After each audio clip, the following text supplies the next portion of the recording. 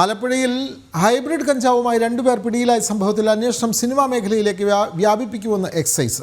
പിടിയിലായ തസ്ലീമ സുൽത്താനയുടെ മൊഴി പരാമർശിക്കപ്പെട്ട ഷൈൻ ടോം ചാക്കോ, ശ്രീനാഥ് ഭാസി എന്നീ നടന്മാർ അടക്കമുള്ളവർക്ക് വിശദാംശങ്ങൾ ആവശ്യപ്പെട്ട് നോട്ടീസ് നൽകിയേക്കും. പ്രതികളുടെ മൊബൈൽ ഫോൺ ഇന്ന് തന്നെ ശാസ്ത്രീയ പരിശോധനയ്ക്കായി അയക്കും. രണ്ട് സിനിമാ താരങ്ങളുടെ പേരുകളാണ് പിടിയിലായ തസ്ലീമ സുൽത്താന എക്സൈസിനോട് വെളിപ്പെടുത്തിയത്.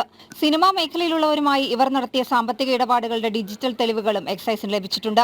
പിടിയിലായ തസ്ലീമയുടെയും ഫിറോസിന്റെയും ഫോണുകൾ ഇന്ന് തന്നെ ശാസ്ത്രീയ പരിശോധനയ്ക്കായി അയക്കും. ഇടപാടുകാരുമായി ഇവർ നടത്തിയ വാട്സാപ്പ്, ഇൻസ്റ്റാഗ്രാം സന്ദേശങ്ങൾ ഡിലീറ്റ് ചെയ്തിരുന്നു. ഇവ വീണ്ടെടുക്കാനാണ് ശ്രമം. സിനിമാ മേഖലയിലുള്ള നിരവധി പേരുടെ നമ്പറുകൾ ഇവരുടെ ഫോണിൽ നിന്നും കണ്ടെത്തി. പെൺവാണിഭ കേസുമായി ബന്ധപ്പെട്ട് നേരത്തെ തസ്ലീമ പിടിയിലായിട്ടുണ്ട്. വിദേശത്ത് നിന്ന് ബംഗളൂരുവിൽ എത്തിക്കുന്ന ഹൈബ്രിഡ് കഞ്ചാവ് അവിടെ നിന്നാണ് കേരളത്തിലേക്ക് കൊണ്ടുവരുന്നത്. ഇവർ വാഹനം വാടകയ്ക്കെടുത്ത എറണാകുളത്തെ റെന്റേ കാർ ഏജൻസിയിൽ നിന്ന് അന്വേഷണ സംഘം വിവരങ്ങൾ തേടും. വാഹനത്തിന്റെ GPS ട്രാക്കർ വിവരങ്ങളും ശേഖരിക്കും. മലയാളത്തിലെ ഏതാനും സിനിമകളിൽ മുഖം കാണിച്ചിട്ടുണ്ടെങ്കിലും തമിഴ് സിനിമാ മേഖലയിലാണ് തസ്ലീമ വർഷങ്ങളായി സജീവമെന്ന് എക്സൈസ് പറയുന്നു. 8 ഭാഷകളിൽ പ്രാവീണ്യമുണ്ട്. ചെന്നൈ, ബാംഗ്ലൂർ എന്നിവിടങ്ങളിൽ നിന്ന് കേരളത്തിലേക്ക് മുന്തിയ ഇനം ലഹരി വസ്തുക്കൾ എത്തിക്കുന്നതിലെ പ്രധാന കണ്ണിയാണ് അറസ്റ്റിലായ തസ്ലീമ.